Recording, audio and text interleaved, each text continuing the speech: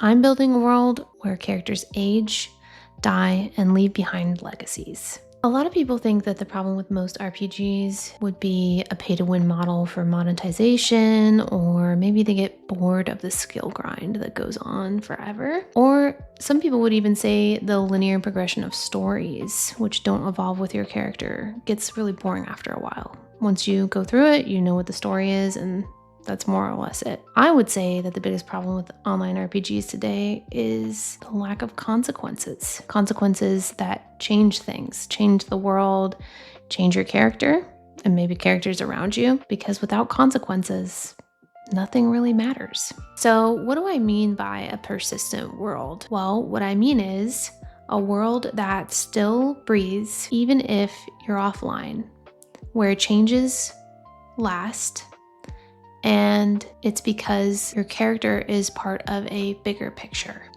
And this would include things like, for example, real-time travel, resource decay, weather cycles, natural disasters, and of course, aging. And with aging, for example, in my game, characters start to roll for a chance at dying at around age 70 for each year that they live. And once they hit that roll, they get a tag, and at that point they have 12 real life hours to make their final post and say their goodbyes as the character.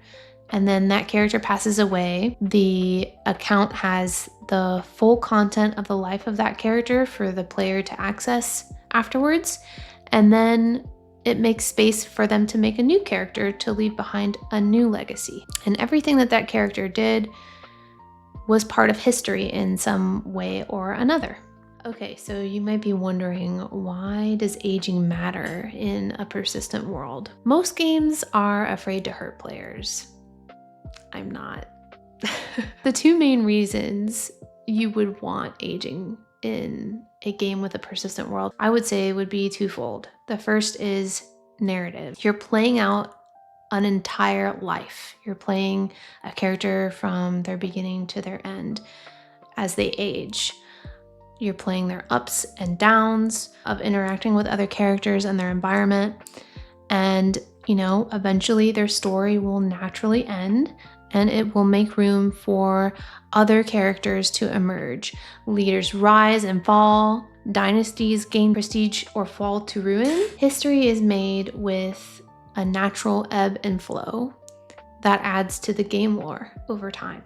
And with stagnation is a problem that persistent worlds can run into when there's a lack of change that happens. And characters that don't age create issues where the older characters are stagnating the game through not allowing upward mobility of other characters. The same leaders are in the same spots for 100 years because the players still play and the characters never naturally die. Those characters naturally have more resources, more influence, more friends, more power, the best items, the best this, the best that, just by virtue of living longer than the other characters around them. And so aging gives a natural ending to those characters and allows the world to change naturally by making space for new characters to come into the story. And so I would say that the heart of every RPG out there is collaborative storytelling. And so the philosophy is simple with a persistent world. Stories need endings. So let's talk about the difference between a game and a world for a second. Grinding versus legacy. Games ask you to turn your grind into achievements, but worlds ask you to take your achievements and turn them into history. Stats become the capacity for change and influence in a world.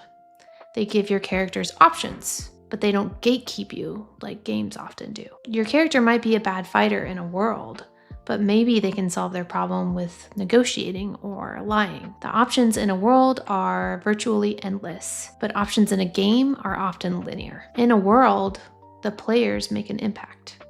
And the bottom line is, I don't want players farming numbers. I want them making history.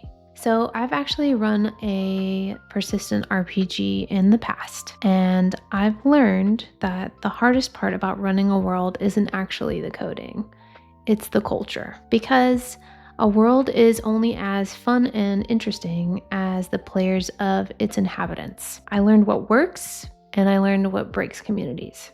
So I'm building CF with a player community that wants permanent consequences in their stories to play out. So, with these philosophies in mind, I would say that Celestial Fall, which is the game that I'm building, is a world that is being built by the characters in it. And that means a character driven economy. It means character built settlements. It means long-term character arcs.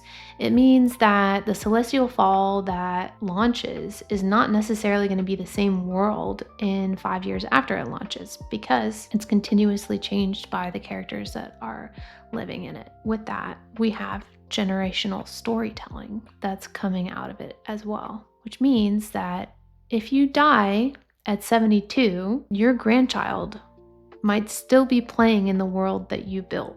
I'm building Celestial Fall very intentionally, so if you'd like to watch a world grow from the ground up, you're welcome to follow along.